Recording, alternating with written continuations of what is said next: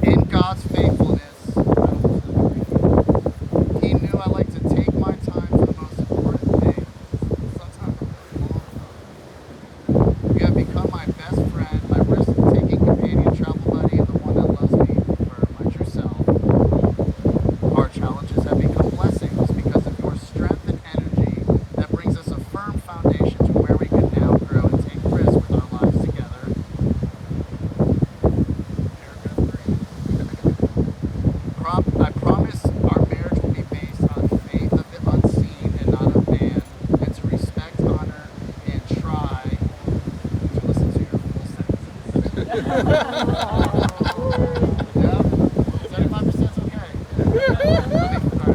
I cannot promise I will not leave messages the same. I'm not gonna take you to places where the temperature is under 60 degrees. I can't promise that. Chapter 4. I promise to love your true self and who you are, to do my best each day to make sure you feel loved, valued, validated, and heard. Louder. To make you feel like you can, to make you feel like the confident and gifted woman you are, to always follow Christ with His grace and mercy, with forgiveness, gentleness, kindness, understanding, compassion, and love, and to maintain top mental health with a constructive energy no matter what the circumstances.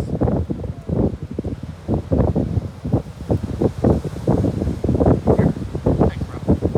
Your vineyard will always be full, and my confidence in you will be constant. And our city gates will be praised by all that come into our lives with your presence. You'll have no fear in your household and lack your daily bread. I promise to clothe you with strength and dignity. Your family will call you blessed, as the abundant love that you have is shared with the poor and the oppressed, as we love each other and others that we protect with our trust, hope, perseverance, and dignity. We will lead each other with integrity and focus with the rules that we set from the guidance from God. Boom. Drop it. Perfect. Yes. All right. You guys can continue to face them. Hold hands. And may I have the rings, please?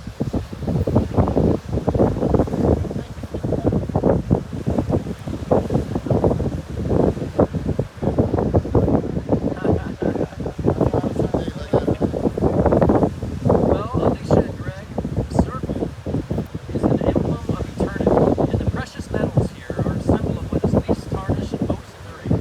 It shows how lasting this covenant and faith mutually pledged are.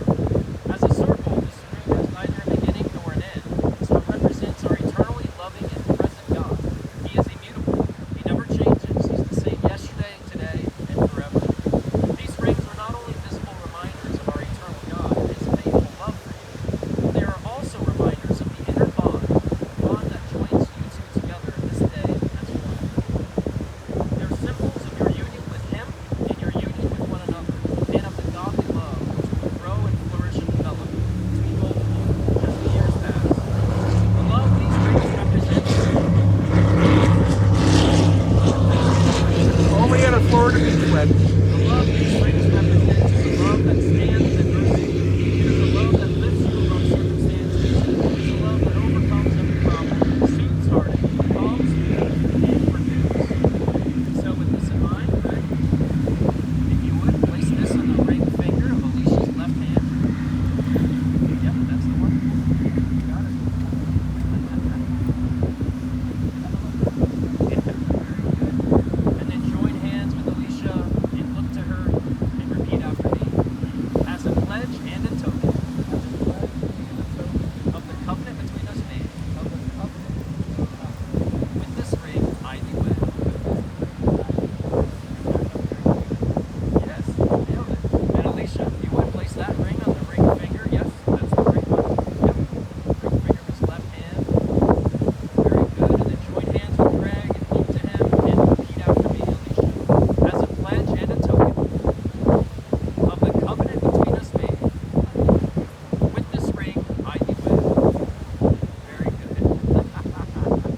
Well, everybody, would you mind joining me in a word of prayer? Our gracious Creator, we give thanks to you for the many blessings that you have bestowed upon Alicia and Greg. Thank you for bringing their paths together so that they may find, know, and experience true love. Today, we ask for your blessing to rest upon this marriage. We ask that you give them words that are kind and loving, hearts always ready to ask for forgiveness, as well as being ready to forgive, and spirits filled with well-being and light. May the love that brought them together grow and mature with each passing year, and may you bring them ever closer to you through their love for each other. And may you enable both of them to bring out each other's absolute best and to build a wonderful future together, blessing everyone in their path. Amen. Amen. Well, for a as much as Greg and Alicia have mutually entered into this covenant of